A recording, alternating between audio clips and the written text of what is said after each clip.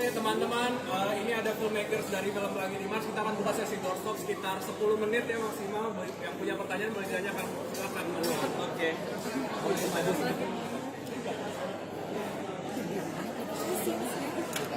Mas Bunda, selamat nih atas rilisnya trailer dari film Pelangi di Mars. Mungkin awal mula tercetus ingin membuat film yang bisa dibilang tuh sekelas dunia gitu, film animasi. Ya kalau saya sebagai produser waktu itu memang punya kegelisahan bahwa kids and family movie itu undersupply di Indonesia. Dan saya juga seorang ayah 3 anak dan sering bawa anak ke bioskop tapi pilihannya nggak ada. Nah berangkat dari itu awalnya. Kemudian Upi menarasikan ceritanya tahun 2020 dan saya langsung suka. Kemudian the rest is history. Kita bangun teknologinya, kita dapat skripnya bareng Mas Salim. Habis itu prosesnya cukup panjang karena kalau dianalogikan bikin film itu bikin satu rumah gitu ya. Nah ini kayak kita bikin pik 2 gitu. Jadi direklamasi terus bangun bikin satu-satu gitu. Jadi ya it takes a lot of time sampai 5 tahun dan alhamdulillah mungkin nih tinggal 2-3% lagi ya. Niatnya ternyata Indonesia punya talenta luar biasa yang mungkin selama ini mungkin disia-siakan oleh industri mungkin. Nggak ada yang salah juga, tapi memang ternyata ketika orang Indonesia itu di-push dan ketika punya semangat kolektif dan alhamdulillah bisa menghasilkan karya seperti yang kita lihat tadi. Itu sih, Putih. Kenapa tercetus? Ya itu tadi, ya sebenarnya awalnya saya sebagai filmmaker kan, kalau filmmaker kan kayak apa ya, seniman itu kan pasti kan kita punya keresahan, and then kita bikin karya untuk itu kan gitu kan basicnya ya. Ya sama, saya itu sangat suka anak-anak banget. Saya hidup, bahkan kalau ngumpul lebaran saya lebih suka sama anak-anak dibanding orang dewasa. Buat saya dunia anak itu menarik. Saya juga orang yang sangat buat saya filmmaking itu adalah pergi ke tempat jauh-jauhnya, sejauh-jauhnya. Jadi itu pilihan-pilihan saya. Jadi saat film ini kita gagas gitu ya udah secara proses mindsetnya adalah bukan kemampuan saya saat itu, bukan skill saya saat itu dan bukan skillnya tim, tapi bagaimana selama proses ini kita gimana caranya nyampe tujuan, mencapai tempat yang sejauh-jauhnya secara visual, estetika, secara teknis, secara banyak hal ya. Film ini itu dibilang adalah pencapaian kami yang tidak berdasarkan skill kita saat itu, tapi yuk kita pergi ke tempat sejauh-jauhnya dan kita lihat sejauh apa kita bisa sampai di sana. Dan alhamdulillah kalau melihat hasilnya saya itu sangat terlepas dari beragam namanya juga karya ya, saya sangat bangga bukan maksudnya sama tim ya, karena saya udah melihat anak-anak itu jadi kayak sebuah movement. Saya ketemu orang-orang Mas Bijak, ada anak dari daerah ketemu, bang gue yang bantuin lu juga nih animasi yang shot ini gitu. Ketemu teman-teman, banyak ketemu orang random yang bilang thank you ya udah bikin Pelangi di Mars buat Indonesia. Ketemu teman-teman dari banyak istilahnya, film ini kan agak aneh ya, melibatkan juga dancer, ada orang teater. Itunya sebuah orkestrasi yang sebenarnya cukup unik buat saya, berkolaborasi sama orang yang mungkin selama ini di film konvensional saya nggak ketemu dengan orang-orang seperti itu gitu. Jadi ya itu, saya cukup bersyukur dan harusnya mudah-mudahan jadi semangat baru untuk pemimpin penghayal lain lah di luar saya gitu ya, yang artinya yuk kita bikin Indonesia industrinya seliar-liar, seseru-serunya, jangan inferior, artinya harus benchmarknya harus Korea, harus Amerika. Kenapa sih nggak kita aja benchmarknya, kenapa harus tunggu seakan-akan harus negara lain dulu gitu, sih boleh.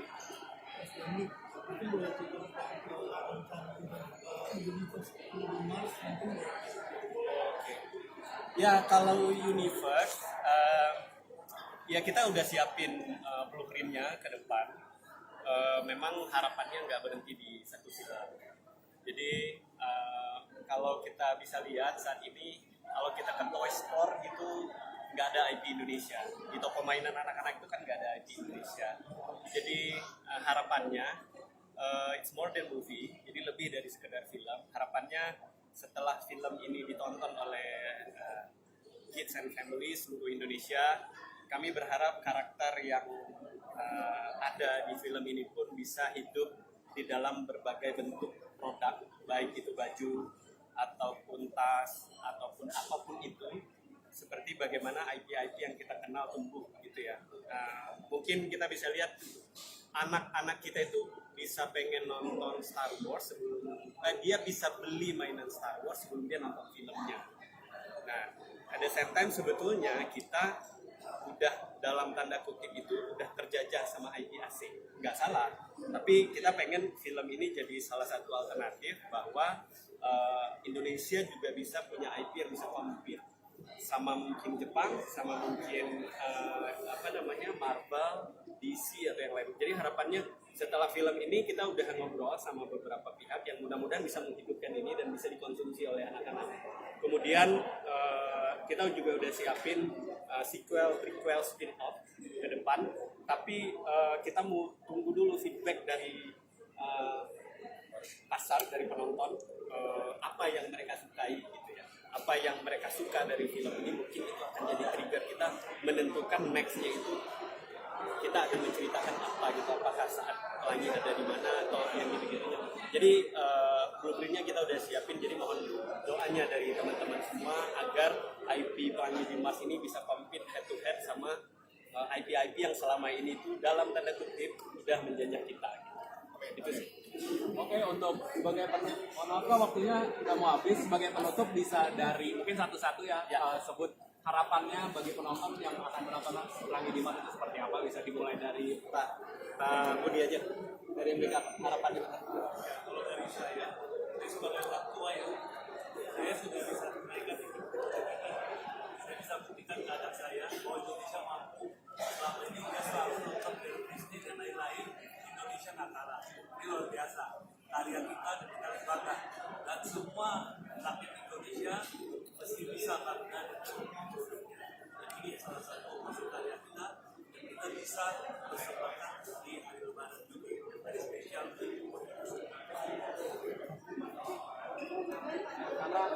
Kakak mohon maaf ya, kita tadi kita lagi menutup.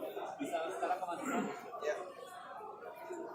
Kalau kita bisa tarik sejarah film animasi pertama di Indonesia itu tahun 1980, itu Cinema, produksinya Baik FM. Hari ini sejarah pun akan kembali tercipta. Film hybrid animasi live action pertama di Indonesia, Pelangi di Mars, dan alhamdulillah TVN kembali hadir. Alhamdulillah. Jadi menurut saya ini akan jadi sebuah sejarah baru. Ya, teman-teman yang hidup di zaman ini yang punya kesempatan untuk membeli tiket bioskop dan nonton, jangan sampai melewatkan sejarah. Mungkin Mas Upi terakhir kali ya, bisa apa? Paling dulu. Ya kalau aku ini film bukan mendunianya yang penting, bahwa film ini kemudian mendunia, tapi film ini udah bicara soal mendunia. Bagaimana tokoh-tokohnya, mudah-mudahan penonton juga terinspirasi bahwa ya anak-anak sudah saatnya bermimpi untuk mendunia, untuk memimpin dunia, untuk melakukan sesuatu yang besar untuk dunia, dan Indonesia mampu melakukan itu. Dan Pelangi di Mars adalah salah satu film yang menginspirasi anak-anak untuk bisa punya impian mendunia. Kalau dari saya harapannya ya bisa menginspirasi bukan hanya anak-anak Indonesia tapi juga secara industri. Kalau bisa sih film ini bisa menjadi salah satu new standard, terutama terkait dengan IP yang berhubungan dengan teknologi dan juga imajinasi. Mas Tony? Ya, kalau saya harapannya film ini bisa jadi 2 jam yang berarti buat keluarga dan anaknya, buat orang tua bersama anaknya. Karena core memory itu penting buat anak-anak, buat orang tua mengajarkan anaknya.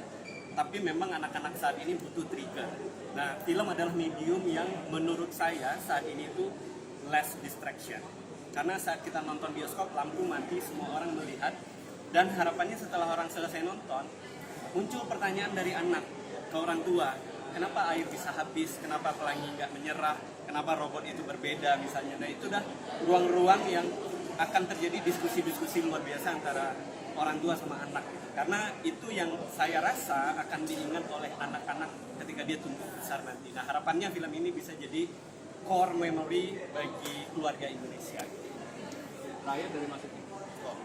Ya, paling dari saya mohon doa restu aja dan terima kasih, dan mungkin izinkan saya untuk mengawal IP ini tidak hanya sampai di film aja, tapi pengennya sih kalau diberi kesempatan pengen dedicate myself gitu untuk selalu fokus pada film anak yang goalnya ngasih apa ya, menanamkan rasa bahwa kita negara keren, kita orang-orang keren, menjadi dewasa ini seru banget, menjajah dunia positif.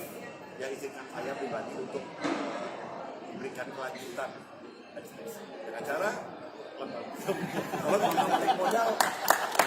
Nah, Semua tergantung penonton ya.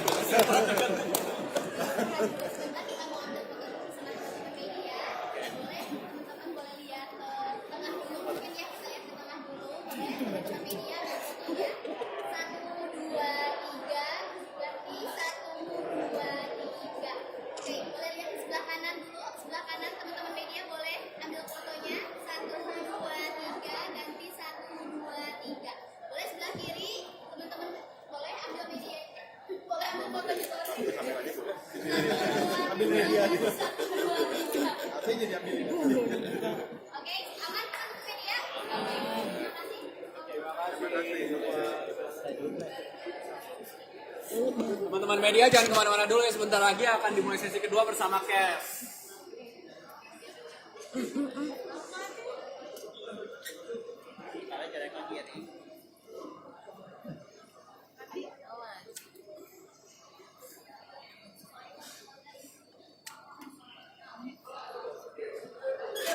Goyang.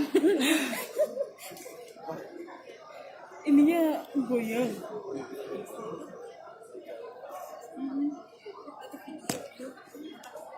Pegangin.